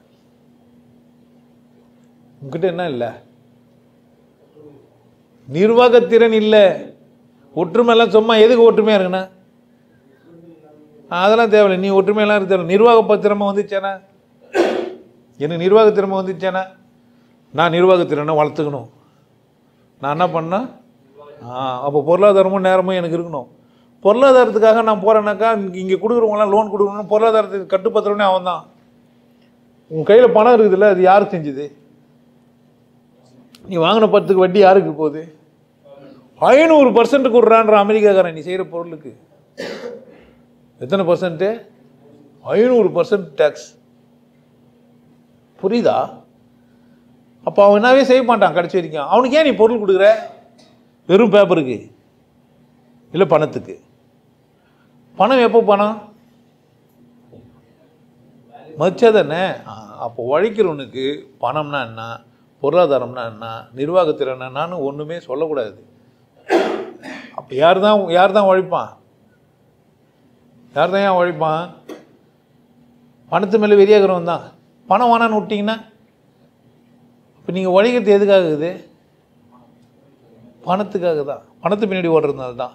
இப்போ நீங்கள் எங்கே ஏமாந்தீங்க? பணம் தான் வேலை செய்கிறீங்க. உங்கள் வீட்டுக்கு ஏன் நீங்கள் செய்ய மாட்டேன்றீங்க? நீங்கள் ஏன் வெள்ளை வச்சிக்கல? நீங்கள் ஏன் நல்ல கல்லை வாங்கி நீங்கள் ஏன் செவுறு கட்டிக்கல? நீங்கள் ஏன் உங்கள் வீடை பூசிக்கல? நீங்கள் ஏன் உங்கள் வீட்டை தளம் போடல? பணம் இல்லையா? பணம் இல்லையாமையா? கொத்தனாருக்கு பணம் இல்லாமல் வீடு கட்டலையா? இல்லை வீடு கட்டணும்னு தோணலையா? கற்றுக் கொடுத்துட்டான் என்னான்ட்டு. நீ வேலை செய்கிற, நீ ஏழையாக தான் இருப்ப. வேலை செஞ்ச ஏழையாக இருக்கணும் எதனா இருக்குதா? அந்த நாட்டில் ஒருத்தர் கொத்தனாராக இருக்கிறாரு, அங்கேயும் கொத்தனார் இருக்கிறாரு, காரில் வர்றாரு. நீ பயப்படுற, வாழ மாட்டேன்ற, கேட்க மாட்டேன்ற. கொஞ்சம் வசதியான நிர்வாகம் பண்ண தெரியாத விட நிர்வாகியாக மாறுற. கான்ட்ராக்ட் எடுப்பேன்னு சொல்கிற, வேலை செய்ய மாட்டேன்ற. கான்ட்ராக்ட் வந்து வேலையும் சரியாக செய்யறதில்லை, கான்ட்ராக்டையும் சரியாக செய்யறதில்லை, ஒப்பந்தத்தையும் சரியாக நிறைவேற்றதில்லை. ஆல்மா உங்ககிட்ட கான்ட்ராக்டும் வர்றதில்லை. பிரச்சனை எங்கே? அப்போது அவசரமாக நிர்வாகம் பண்ண வர, உழைக்க கற்றுக்காமையே. உழைக்க கற்றுக்கினா முன்னேற மாட்டேன்ற. இப்படியெல்லாம் பிரச்சனைகள் இருக்கிறதுனால தான் ஒரு இடம் சிறந்ததோ ஒரு இடம் சிறப்பாகதான் இருக்குது. கனடா அமெரிக்கா சிறப்பாக இருக்குது, ஒன்றும் தப்பு கிடையாது. ஆனால் உழைக்கிறவங்க கம்மியாக வச்சுக்கினே அங்கே வாழ முடியுது. வாழ்றதுனால அங்கே பொருளாதார பிரச்சனைனால ஒரு மனுஷன் ஒரு மாதிரி ஆகிறான். போதை மருந்துக்கு அடிமையாயிட்டு பொண்டாட்டி பிள்ளைங்கள கூட இல்லாமல், வீடு இல்லாமல் வெளியே வந்து நிற்கிறான், ஹோம்லெஸ்ன்னு சொல்லிக்கிறான். பிச்சை எடுக்க மாட்டேன்றான். ஆனால் அவனுக்கு கவர்மெண்ட் காசு கொடுக்குது. பேங்க் அக்கௌண்ட் வச்சுருக்கிறவன் தான் அங்கே இருக்கிறான். பிச்சைக்காரன் ஒருத்தன் இல்லை. Bank account compulsory. ஏன்னா அரசாங்கம் அடிப்படை காசை கொடுக்க தயாராகுது. அங்கே இங்கே உனக்கு ஏன் அடிப்படை காசு கொடுக்கல? இந்த அரசாங்கம் ஏன் அதை பற்றி யோசிக்கவே இல்லை? சுதந்திரம் இல்லை, அடிமைகளால் ஆளப்படுறோம். நம்மளை ஆள்றவங்கிறான் இல்லை, அவனே ஒரு அடிமையாகிறான். பண அடிமையாகிறான், இல்லை ஜாதிய அடிமையாகிறான், மத அடிமையாகிறான். இங்கே இருக்கிற கட்சியெல்லாம் எப்படி இருக்குது பாரு. ஒன்று மத அடிமை கட்சி, ஜாதி அடிமை கட்சி, புதுசாக ஒரு கட்சி மொழி அடிப்படையில் அடிமைகளை உருவாக்குற கட்சி. அப்போ ஓட்டு போகிறவங்களாம் யாராக தான் இருக்கணும்? மத அடிமையாக இருக்கணும், மொழி அடிமையாக இருக்கணும், ஜாதிய அடிமையாக இருக்கணும். அவன் தான் ஓட்டு போடுறான். ஏன் ஒருத்தர் ரோட்டில் போனால் கொடி பிடிக்கிறதுக்கு 100 பேர் போனோம்? உங்களுக்கு யார் சொல்லி கொடுத்தா? ஏன் நீங்கள் போகிறீங்க? எப்படி இருக்கிறீங்க நீங்கள்? ஒரு தலைவர் வந்தாருன்னா ஏன் ரோட்டில் போய் எதுக்கு மாநாடு போடுவோம்? நீங்கள் ஏன் போய் நின்னீங்க அங்கே? நீங்கள் அது யூடியூப்லேயோ இல்லை இது சேனல்லையோ நியூஸ் சேனல்லையோ பார்க்க முடியாதா? அவன் அவ்வளோ காசு கொடுக்கணும்னு நியூஸ் சேனல் நீ ஏதோ ஒரு சேனலில் ஒரு 2 மணி நேரத்துக்கு இல்லை ஒரு 3 நாளைக்கு எடுத்துக்கின்னு 3 நாள் ப்ரோக்ராமை அந்த சேனலில் போட்டால் நம்ம பார்க்க மாட்டோமா வீட்டில் உட்காந்து? ஏன் போனீங்க? முட்டின்னு செத்தீங்க. அவன் கூப்பிட்டா விட நீங்கள் போகலனா தானே அவன் அது மாதிரி நடத்த மாட்டான். அப்போ இந்த ஒட்டுமொத்த கூட்டத்தை திருத்து ரொம்ப கஷ்டமாக இருக்குது. இதை வச்சு என்ன பண்ணுகிறான் அவங்கள? அப்போ உழைக்கிறன்ற பேரில் காலைல போகிறீங்க, சாயந்தரம் வரீங்க, ஞாயிற்றுக்கிழமை அது சனிக்கிழமை உங்களுக்கு லீவ் பார்த்து அவன் மீட்டிங் போகிறான். நீங்கள் என்ன பண்ணுறீங்க? உங்களுக்கு 500 ரூபாய் சம்பளம் கொடுக்குற இடத்துல அவன் 400 ரூபாய் சும்மா கொடுக்குறான்னா என்ன பண்ணுறீங்க? 100 ரூபாய் லாஸ்ட் ஆனாலும் வேலை இல்லாமல் 400 ரூபாய் வந்துட்டு போகிறீங்க. அப்போ உங்கள் உழைப்பு கூட நீங்கள் மதிக்கல, பணத்தை தான் மதிக்கிறீங்க. உழைப்பு மதிப்பு கொடுத்தீங்களா, பணத்துக்கு மதிப்பு கொடுத்தீங்களா? எதுக்கு உழைப்பு கொடுக்கல? நீங்கள் நேரத்தை கொடுத்தீங்க, உழைப்பை கொடுத்தீங்க. அவனும் நேரத்தை கொடுத்தான், பணத்தை கொடுத்தான், பொருளாதாரம் வச்சுருக்கிறான். அவன் நிர்வாகத்தில்னு வச்சுக்க தான் சொல்கிறான். அப்போ ஒருத்தன் தலைவராகவோ பெரியாளாவோ வர்றது எப்படி வரான்? யாரை மதிக்கிறீங்க, யாரை மதிக்கல? உனக்காக பேசல நீ மதிக்கல, உனக்கு ஒரு 100 ரூபாய் கொடுத்தா மதிக்கிற. உனக்காக பேசணும்ல மதிக்கல, உனக்கு உன் ஜாதியை சொன்னால் மதிக்கிற. உனக்காக பேசணும்ல நீ மதிக்கல, உனக்கு மதம் சொன்னால் மதிக்கிற. ஏன் உழைப்பாளிங்களாம் எப்படி இருக்கிறீங்க? அங்கே உழைப்பாளிங்களாம் அப்படி கிடையாது.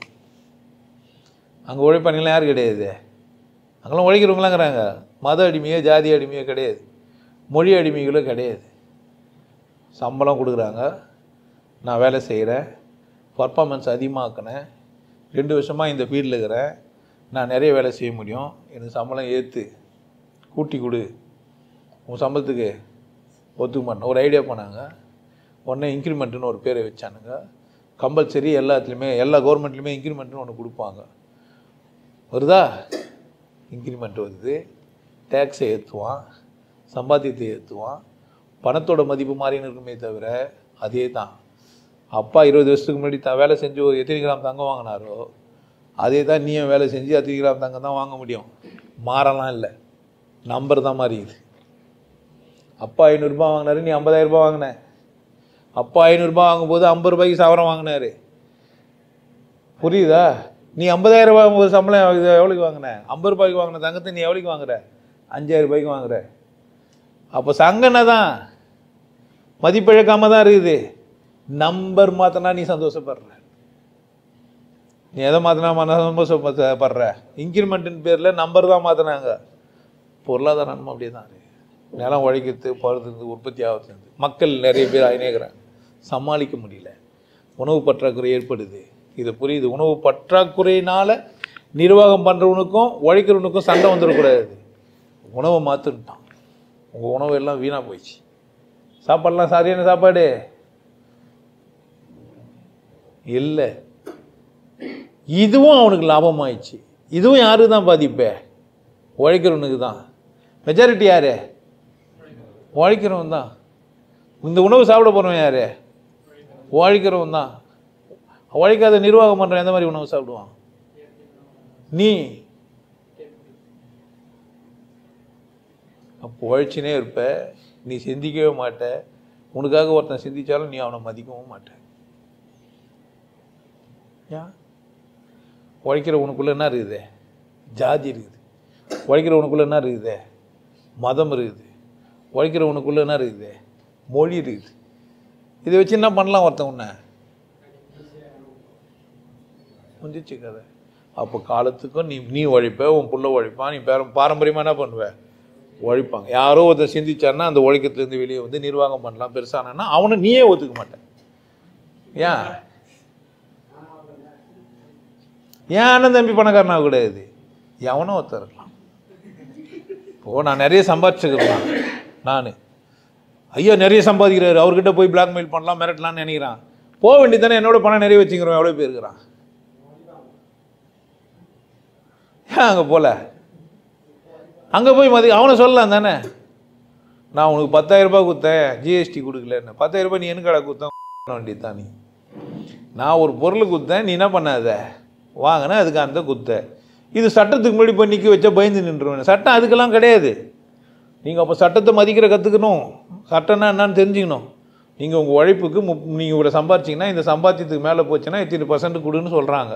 என்ன பண்ண நீங்கள் கொடுக்கணும். இல்லைன்னா அந்த உழைப்பை நான் பொதுமக்களுக்கு தான் செலவு பண்ண போகிறேன், நான் ட்ரஸ்ட்டாக வச்சுருக்கிறேன், எல்லாருக்கும் நான் சம்பாதிப்பேன், எல்லாருக்கும் கொடுத்துருவேன், உழைச்சிருவேன்னா அதையும் நீங்கள் என்ன செய்யணும் சொல்லி. எந்த மனிதனும் சம்பாரிச்சா எல்லாத்தையும் எடுத்துன்னு போயிடுவான். நிர்வாகம் பண்ணி சம்பாதி, இல்லை உழைச்சி சம்பாதி, எதோ ஒன்றா சம்பாதிச்சதில் எங்கே சாப்பிட்றது வாடுறது மட்டும்தான் நிச்சயம். இப்போ இந்த உலகத்தில் என்ன கொண்டாடுறியா தான், மற்றதெல்லாம் பொய். இப்போது அடுத்த ஜென்மம் பிறவியெல்லாம் இருக்குதுலாம் அந்த பக்கம். இந்த வாழ்க்கையை வாழாதவன் அடுத்த ஜென்மத்தில் மட்டும் நல்லா வாழ்வானா? இப்போ சந்தோஷமாக வாழ முடியாதவன், இப்போ கொண்டாட்டமாக இருக்க முடியாதவன், இப்போ சரியாக இருக்க முடியாதவன் அடுத்த ஜென்மத்தில் சரியாக இருக்க முடியும்? இந்த ஜென்மத்தில் நீ சரியாக இல்லைனா தான் அடுத்த ஜென்மத்தில் சரியாக இருப்பேன்ற. நீ எந்த விதத்தில் ஒத்துக்கிறீங்க நீங்கள்? அதை உங்கள் மத கோட்பாடுகள்லாம் என்ன செஞ்சு வச்சுக்குது? அப்போ எல்லாருமே யாரை டார்கெட் பண்ணி வாழ்ந்துங்கிறாங்கன்னா உழைக்கிறவங்கள எப்படி உழைக்கவே வச்சுக்கினே இருக்கணும். அவன் என்ன பண்ணக்கூடாது, என்ன சிந்திக்கக்கூடாது, வேற ஒன்று சிந்திக்கவே கூடாது. வாழ்க்கையை வேறு வாழ்க்கையை அதுக்கு யாரை சொல்லிக்கணும்? அவன் அது காரணம் யாரை சொல்லிக்கணும்? அவனே சொல்லிக்கணும். என்னான்ட்டு நம்மளால முடியாது, நமக்கெல்லாம் அதுக்கு தகுதிக்குதா, நம்மலாம் அப்படி ஆக முடியுமா? நம்மலாம் இப்போ இவங்களாம் எப்படி பேசிக்கிறாங்க? நீங்கள் ஒரு ரெண்டு பேர் ஏழை மனிதர்கள்லாம் என்ன பேசிப்பாங்கன்னு நினைக்கிறீங்க? யாருன்னா முன்னேற்றான்னா உன் குடும்பத்திலேயே அவனை என்ன பேசுறீங்க? நீங்கள் ஏமாற்றி முன்னேற்றான்றீங்க, அப்படி தானே? ஏமாத்தியா முன்னேறனா? நீ ஏமாத்த, நீ பேச, நீ நிர்வாகம் பண்ண, நீ 4 கம்பெனி வைய, ஒரு கடை வைய, நீ எதுவுமே பண்ணாமல் பணக்காரன் ஆக முடியுமா? எப்படி ஆக முடியும்? அவன் அநியாயத்துக்கு விற்று பணக்காரன் ஆகிட்டான். அநியாயத்துக்கு விற்றானே, நீ விற்க முடியுமா? ஒரு பொருளை போய் வாங்கின்னு வந்து உனக்கு தேவையானது கொடுக்குறானா ஒருத்தன் விசேஷமா இல்லையா? ஒருத்தன் வெளிநாட்டுக்கு போய் ஒரு செட்டியார் சமூகம்னு ஒன்று போய் அங்கேருந்து பணத்தை சம்பாதிச்சுன்னு வந்து பொருள்களை சம்பாதிச்சு வந்து இங்கே கொடுத்துக்கிறான். செட்டியார் சமூகம் முன்னேறுமா முன்னேறாதா? ஏன்?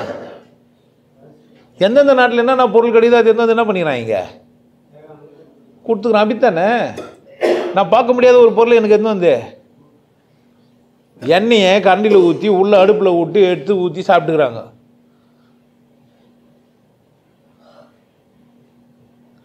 தாலிக்கு தெரியாமல் வெங்காயம் இஞ்சி பூண்டெல்லாம் செஞ்சு வடகம் கடுகன்னு போட்டு காய வச்சுருந்து வெயில் வச்சுருந்து எடுத்து வச்சுருந்துக்கிறான். வெங்காயத்தை அப்போ பார்த்து சாப்பிட்லான்ட்டு. அப்போ உழைக்கணுன்னு தெரியல, கம்பெனி நிர்வாகம் பண்ணுறதுக்கு இல்லை, தண்ணியை நிர்வாகம் பண்ண தெரியல. அப்போ உழைச்சா மட்டும் போதாது. ஒரு மனிதன் முன்னேறணுன்னா உழைக்கலாம், இல்லை நிர்வாகம் பண்ணலாம், ஏதோ ஒன்று பண்ணி வாழ்க்கையில் என்ன பண்ணலாம், முன்னேறலாம். நிர்வாகம் பண்ணுறவன் தான் திறமையானவன் கிடையாது, உழைக்கிறவனும் கூட யார் தான் திறமையானவன் தான். உழைப்பை திறமையாக செய்யணும், அப்படி தானே? நான் வந்தால் 2 மணி நேரம் உன் ஹோட்டலில் வேலை செய்வேன், உன் கம்பெனியில் வேலை செய்வேன், உன் இதில் 8 மணி நேரம் என்னால் செய்ய முடியாது, 2 மணி நேரம் தான் செய்ய முடியும். எனக்கு இவ்வளோ சம்பளம் கொடுன்னு கேட்குறவங்கிறான் வெளிநாட்டில். ஒரு பெப்சியில் மூடி போட்டு போகிறாரில்ல ஒருத்தர், மிஷின் ஆப்ரேட் பண்ணிட்டு போகிறாரு. அவர் வாரத்தில் 5 நாள் தான் வருவேன், 2 நாள் நான் வரமாட்டேன், எனக்கு இவ்வளோ சம்பளம், அப்போ தான் நான் வருவேன், எல்லாம் வரமாட்டேன்றார். நீ என்ன பண்ணுற? 6வது நாள் வா, எக்ஸ்ட்ரா ஒரு 100 ரூபா தரேன்னா என்ன பண்ணுற? 8 மணி நேரம் இருந்துட்டு இல்லை, இன்னும் 1 மணி நேரம் இரு, உனக்கு 1.5 மணி நேரம் சம்பளம் தரேன்னா என்ன பண்ணுற? டேய் பாவி, அது இன்னொருத்தனுக்கு தர வேண்டிய வேலை, நீ இன்னொரு 1 மணி நேரம் இருக்கிற, அதனால் உன் வீட்டில் இருக்கிற இன்னொருத்தனுக்கு என்ன ஆகல, உன் பிள்ளைக்கு வேலை கிடைக்கல, காரணம் யார்? 1 மணி நேரம் ஓட்டி செஞ்சு நீ தாண்டா நாயே, உனக்கு என்ன புரியல? 1/2 மணி நேரம் காசு கொடுக்குறான்றதுக்காக என்ன பண்ணிக்கிற நீ? உன் பிள்ளை வேலையோ உன் பக்கத்து வீட்டுக்காரன் வேலையோ இன்னொருத்தன் வேலையோ என்ன பண்ணிட்டு வந்த? கெடுத்துட்ட. 8 மணி நேரம் நீ வேலையை விட்டு வெளியே வந்துட்டேன்னா இன்னொரு என்ன பண்ணுவான் அவன்? ப்ரொடக்ஷன் ஆகணும்னா ஏன் எடுக்க மாட்டேன்றான்? ஓட்டி கொடுத்தா இன்சென்டிவ் கொடுத்தா ஏன் வாங்கின? உன்னை ஓட்டி இன்சென்டிவ் கொடுத்தா அத்தனுக்கு என்ன பண்ணிட்டான்? நீ ஓட்டி இன்சென்டிவ் வாங்கி என்ன பண்ண? இன்னொருத்தருக்கு என்ன ஆகலை? இப்போ புரியுதான்னு பாருங்க, புரியுதா? இப்போ ஓட்டி இன்சென்டிவ் வாங்குறது தப்பா ரைட்டா? சொன்னால் ஒத்திப்பே உழைப்பிருங்கிட்ட என்ன என்ன பண்ணுவேன்? இப்போ இதை மட்டும் கட் பண்ணி போட்டு என்ன பண்ணுவேன்? இந்த உழைக்கிறவங்களுக்கு எதிராக பேசுகிறான்னு நான் என்ன சொல்லித்தரேன்? யாரோட வேலையை பிடிங்கினேன்? மனநம்பிக்கையாக வேலை கிடைக்கல. பக்கத்து வீட்டு வேலையா கம்பெனிக்கு போல. இப்போது 8 மணி நேரத்துக்கு இவ்வளோ ப்ரொடக்ஷன் பண்ணுவியா? நீ அதிகமாக ப்ரொடக்ஷன் பண்ணி காட்டு, நான் உனக்கு இன்சென்டிவ் பண்ணி தரேன்னா 6 மாதத்துக்கு காலமானா சொல்லுவான். உன்னால் இவ்வளோ செய்ய முடியுது, இவ்வளோ செய்ய டெய்லி பண்ணுவான். சொல்லுவானா சொல்ல மாட்டானா? என்ன பண்ண நீ இப்போ? யார் தள்ள மண்ணு எடுத்து கொட்டினே? ஏன்டா உனக்கு இதெல்லாம் புரியுதா பாரு? எப்போனா யோசித்த ஏன்டா நம்ம ஓட்டி கொடுத்தான்? நம்ம ஏன்டா இன்சென்டிவ் செஞ்சோம்? நம்ம ஏன்டா 7 நாள் வேலை செய்கிறோம், 8வது நாள் ஏன்டா கூப்பிட்டான்? அதுவும் ஞாயிற்றுக்கிழமை வந்துட்டு உனக்கு ஒரு எக்ஸ்ட்ரா 2 நாள் சம்பளம் கொடுத்துட்றான்றான், சிஆர் எடுத்துக்கோன்றான். இதெல்லாம் யார் தப்பு? யாரங்க அவமானப்படுத்திங்கிறான்? உழைக்கிறவன் யாரை அவமானப்படுத்துகிறான்? நிர்வாகம் பண்ணுறவன் சிந்திக்கிறான், அவன் வேற ஆள். அவனுக்கு எதிரிங்க இல்லை. எதிரிங்கன்னா இன்னொரு கம்பெனி அதுக்கு எதிராக போட்டாவோ, இன்னொரு புடைச்சன் ஆள் வந்தானாவோ தான் அவனுக்கு பிரச்சனை. உங்களுக்கு நீங்களே பிரச்சனை, உங்களுக்கு வேறு யாரோ பிரச்சனை இல்லை. புரியுதா? அப்போ இன்சென்டிவ் ஓட்டி எல்லாம் வந்து அப்போ உழைங்க, தப்பு கிடையாது. வாழ்க்கையில் முன்னேறணும் நினைங்க, தப்பு கிடையாது. உழைச்சினே இருக்குது தப்பு. உழைச்சிட்டு அது வந்து நான் என்ன செய்கிறேன், இந்த சம்பளம் எனக்கு போதுமா, இன்னும் கொஞ்சம் வரணும், நான் உழைச்சிக்கிறேன், 25 வருஷம் வேலை பார்த்துக்கிறேன், நான் எனக்கு ஒரு பென்ஷன் வருது, எனக்கு ஒரு பென்ஷனே வருது. அரசாங்கத்தில், மத்திய அரசாங்கத்தில் நான் வேலை பார்த்து எனக்கு பென்ஷனும் வருது. அதுவே நான் போதும் நின்றுந்தேன்னா என் சம்பளம் எவ்வளோ தான்? வரையறுக்குள்ளே தான் இருக்கும், நிரந்தரமாக இருக்கும். ஆனால் வரையறுக்குள்ளே தான் இருக்கும். இப்போ பென்ஷனும் நிரந்தரம் தான். இப்போ தான் பென்ஷன் ஸ்கீமே எடுத்துட்டான். உங்களுக்கு பென்ஷன்லாம் கிடையாது. இப்போ அப்பாயின்மெண்ட் வாங்குறவங்களுக்கெல்லாம் ஏன் அதை செஞ்சான்? அப்போ உழைக்கிறவங்களே எப்படி சொல்லலான்னு யோசிச்சுங்கிறான் உட்காந்துன்னு. உழைச்சுங்கிறவன் என்ன யோசிச்சுங்கிறான்? எவனுக்கு அடிமையாக இருக்கலான்னு யோசிச்சுங்கிறான். அந்த எதனா கம்பெனிக்கு போய்ட்டு அந்த கம்பெனிக்கு அடிமையாகிறான்.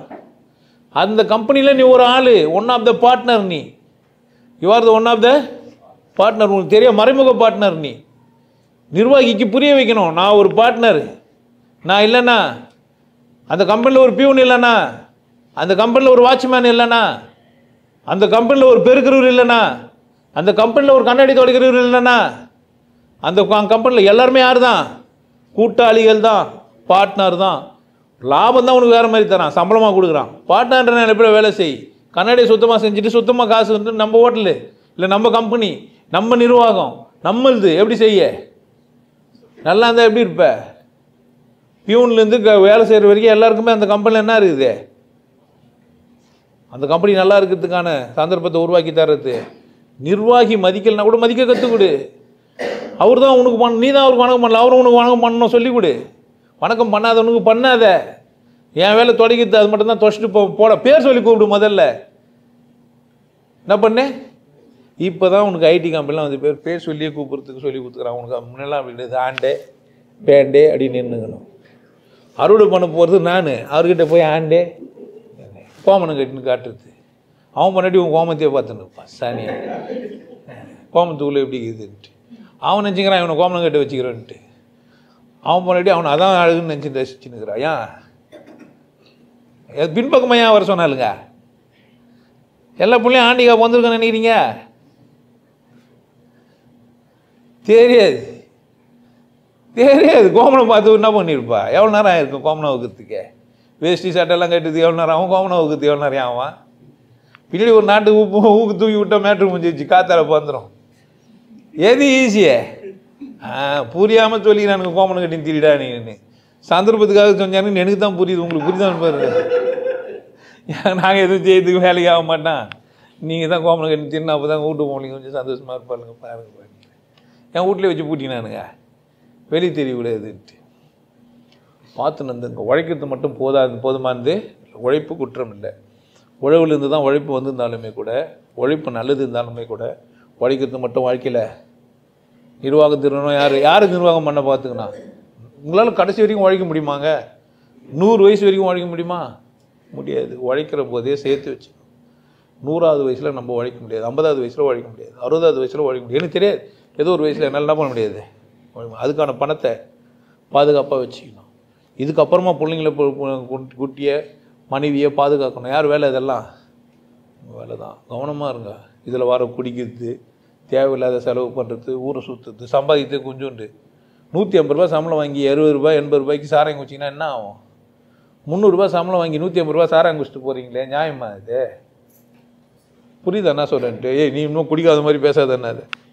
நான் குடிக்கிறதெல்லாம் காஸ்ட்லி சார், உன்னால் குடிக்க முடியாது. உழைக்கிற நீ குடிக்கூடாதுன்னு நான் சொல்லலை. உழைப்பு அதிகமாக்கிக்கோ, ஓகேன்னு இருக்காது, கம்பெனி பண்ணு. நீயே ஏதோ ஒன்று ஒரு எல்லாருமே ஒரு குட்டி குட்டி முதலாளியாக இருங்க. நல்லா இருக்கலாமா இல்லையா? நான் சொல்கிறது நீங்கள் நல்லா இருங்க. நீங்கள் நல்லா இருக்கிறதுக்கு சிந்திங்க. ஒரு ஓய்ச்சினுக்கிறேன் போய் நான் பண்ணு அப்படிலாம் இல்லை. அந்த சட்டத்தை நீங்களே விற்க கற்றுக்கோங்க. ஒரு பொருளை உற்பத்தி பண்ணுங்க, அதை நீங்களே விற்கவும் கற்றுக்கோங்க. அந்த லாபத்தை முழுமையாக அனுபவிக்கவும் கற்றுக்கோங்க. உங்களை நீங்களே கேளுங்க, உங்கள்கிட்ட பேசுங்க. யாரக்கூடா உங்களுக்கு பேசுறதுக்கே நேரம் இல்லாமல் ஓட வச்சுங்கிறான். உஷாராக இருங்க. ஞாயிற்றுக்கிழமை லீவு கொடுத்தோடனே போய் சினிமா ட்ராமா பார்த்துன்னு கறி மீன் சாப்பிட்டு நாடகம் ட்ராமா பார்த்துட்டு உங்களுக்கு நீங்களே கற்றுடுறீங்க. ஒதுக்கிட்டு அட்லீஸ்ட் நான் தியானம் பண்ண கற்றுக் கொடுத்தா என் கதை வேறு.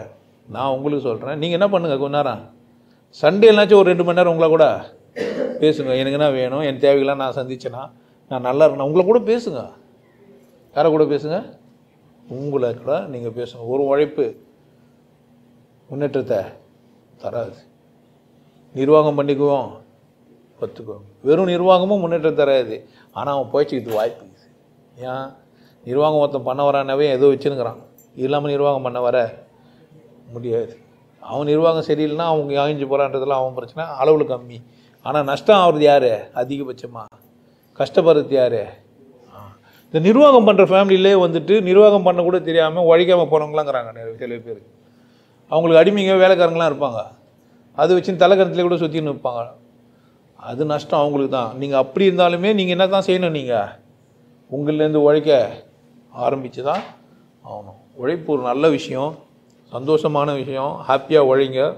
ஆனால் உழைக்கிறது மட்டும் வாழ்க்கையில் முன்னேற்றம் தராது. உழைக்கிறது மட்டும் வாழ்க்கையில் முன்னேற்றம் தராதுன்னா செய்யணும், நிர்வாகத்திலனும் வளர்த்துக்கணும். குறைஞ்சபட்சம் தன்னைத்தானே நிர்வாகம் பண்ண கற்றுக்கணும். தேவையில்லாத விஷயத்தில் தலையிட கூடாது. கவனமாக வாழ வேண்டியது நீங்கள் தான். சிறப்பாக இருங்க. வெறும் உழைப்பு போதாது, கடவுள் பக்கம் வாங்கன்னு நான் சொல்லவும் முடியாது. ஏன்? உங்களுக்கு அடிப்படை தேவையை நீங்கள் சந்திக்காமல் ஆயிடுறீங்க உழைக்கிறதுனால. சரியா? ஒரு கால் நான் இன்னும் கொஞ்சம் வசதியானா கட்டாயம் கம்பெனி ப்ரொடக்ஷன்லாம் பண்ணுவேன். நான் நிச்சயமாக ஏழ்மை இல்லாத ஒரு உலகத்தை உருவாக்குவேன். இங்கே இல்லை, உலகம் முழுசுமே எல்லா மனிதர்களுமே மதிப்பு மிகுந்தவர்கள் தான். புரியுதா? உழைக்கிற மனிதன் ஒன்றும் முட்டாள் இல்லை. முட்டாளாக பிறந்த மனிதன் கூட மனிதன் முதல்ல. அவன் முட்டாளாக இருக்கலாம், ஆனால் அவன் யார் தான்? மனிதன் தான். என் இனம் தான் அவன். ஒருத்தனும் பாம்பு கண்டுபிடிச்சி சாவடிக்கிறதுலாம் தேவையில்லாத வேலைங்க. உங்கள் எனர்ஜியெல்லாம் லாஸு. அவன் பாம்புக்கு துப்பாக்கி கண்டுபிடிச்சவன் உங்களை வன்முறை தான் உண்டாக்குவான். ஏன்? அவன் பொருள் விற்கிறதுக்காக உங்களுக்குள்ள போராட்டத்தை உருவாக்குவான். அதனால் நீங்கள் பொருள் வாங்கி மயக்கம் கொண்டு இந்த பாம்பெலாம் வாங்கி வச்சுன்னு நீங்கள் தீவிரவாதிகளாகவோ எதிரிகளாகவோ மாறி யாரை வெட்ட பார்க்குறீங்க, யாரை குத்த பார்க்குறீங்க? ஒரு மனுஷன் சாவடிக்க முயற்சி செய்யுது வாழ்க்கையில் நல்லது இல்லை. ஒருத்தனை வாழ வைக்கிறதுக்கு தான் நம்ம என்ன பண்ணிக்கிறோம்? நம்ம கருவி எதுக்கு கொடுக்கப்பட்டுக்குதே? பித்தியாரை வாழ வச்சு பார்க்கணும். அப்போ தான் நம்ம எப்படி இருப்போம்? நல்லா இருப்போம். ஸோ உழைப்பு கூட நம்ம பித்தியார், நம்ம கம்பெனி ஓனரை வாழ வச்சு பார்க்குறோம். அப்படி வாழுங்க, கெத்து. ஓனர் ஒன்றா உங்களை மதிக்காமல் இருக்கலாம், பார்த்து சிரிங்க. ரே, என் உழைப்பில் தான் நீ என்ன பண்ணுகிற, நிற்கிற. உன்னுடைய காருக்கு காரணம் யார்? நான் தான். நான் பியூனாக இருக்கலாம், ஆனால் யாருக்கு தான் காரணம்? உனக்கு என்ன மதிக்க தெரியாமல் இருக்கலாம், அவனுக்கு அவனை மதிக்க தெரியாமல் இருக்கலாம், அவன் மடையனாக இருக்கலாம், அது அவன் பிரச்சனை. ஓனர் மதிக்கக்கூடிய ஓனர்களும் இருக்கிறானுங்க, மனிதர்களை மதிக்கிற மனிதர்கள்லாம் இருக்கிறாங்க. நீங்கள் வசதியாக இருங்க, நீங்கள் உங்களை நிர்வாகம் பண்ணுங்கள், நீங்கள் நல்லா உழைங்க. சும்மா ஜிம்முக்கு அங்கே இங்கே போகிறத விட தோட்ட வேலைங்களை சரிங்க. உங்களால் முடியும்னா கிராமத்துக்கு போய் 2 நாள் உங்களுக்கு தெரிஞ்ச இருக்குதுன்னா வேலை செஞ்சுட்டு வாங்க. உழைக்கிறவங்கள மதிங்க. என்னால் உழைக்கிறவங்களை மதிக்காமல் இருக்க முடியாது. வேலை செய்கிறாங்க அவங்களெல்லாம் பார்த்து இலக்காரமெல்லாம் பார்க்க மாட்டாங்க. அவங்களாம் யார் நமக்கு? வர்றோம். அதனால் என்கிட்ட வேலை செய்யணும், சந்தோஷமாக தான் வேலை செய்வான். நான் சொல்ல கழிவிட வேலை செய்வேன். நான் பார்க்கவே வேணாம், அவனை கூட பேசவே வேணாம். நான் ஒரு சில கேள்வி மட்டும் கேட்டு வந்துடுவேன். எப்பா உனக்கு திருப்தியாகுதாப்பா? நீ உனக்கு சரியா செய்கிறியா? அவள் தான். வேறு ஒன்றும் கேட்கறதில்ல. உனக்கு சரியா? உனக்கு திருப்தியா? உனக்கு நிம்மதியா? உனக்கு நான் இவ்வளோ கொடுக்குறேன் போதுமா? இதுக்கு இவ்வளோ தான் செய்வியா? அவள் தான். அவனை என்ன ஆகிடுவான்? மனுஷன் தான். நம்ம எல்லாமே யார் தான்? அவர் யார் தான்? உழைக்கிறவர் யார் தான்? மனுஷன்தான். அதனால் நீங்கள் மனுஷங்களாக இருந்து உங்களுக்கு மதிப்பு யாருன்னா தரலைனா கூட உங்களை நீங்கள் மதிங்க. உழைக்கிற நீங்கள் அசிங்கமானவங்க இல்லை. எந்த வேலை மாடு கறியாக இருக்கிற ஒரு விசேஷமானவர் இல்லைனா கறி நமக்கு எடை போட்டு கையில் கிடைக்காது. டீயால் பறிக்கிறவங்க ரொம்ப அந்த கைகள் விரல்கள் ரொம்ப விசேஷமானது. அந்த கையில் போட்டு தான் அந்த டீ என்ன வருது. இங்கே டீ இலையினால சுவைக்கலை, அந்த அறுக்கிற கைகளால் தான் சுவைக்குது. காம்பு அறுத்து போட்டால் என்ன ஆகும்? இல்லை ஒரு படத்துலேயே பார்த்தோம், காதல் சுகுமார் மூத்திரம் மேஞ்சி எடுத்து வந்து கொடுத்தார்ல, மாதிரி உழைக்கிறவங்க மதியெல்லாம் என்ன பண்ணுறான் உழைக்கிறவன் என்ன ஒன்றா உங்ககிட்ட தான் எல்லாம் அறியுது. ஆனால் நீங்கள் தான் உங்களை மதிக்காமல் இருக்கிறீங்க. ஊரான் தோட்டத்தில் ஒருத்தன் போட்டான் வெள்ளரிக்கா, காசுக்கு 2 விற்க சொல்லி கடிதம் போட்டான் நான் வெள்ளைக்காரன். தோட்டம் வந்து உழைப்பு வந்து அறுவடை பண்ணுது. நீ சாமி பேரில் ஏமாந்து இருக்காத, கண்ணெல்லாம் குத்தாது, நல்லா சாப்பிடு. நான் அங்கே போனேன்னே அங்கே ஒரு விஷயம் சொல்கிறேன். ஒரு தோட்டத்துக்கு போய் காசை கொடுத்துட்டு உள்ளே போனால் எவ்வளோ வேணால் பழம் அறுத்து சாப்பிட்டு வரலாம். புரியுதா என்ன சொல்கிறேன்ட்டு?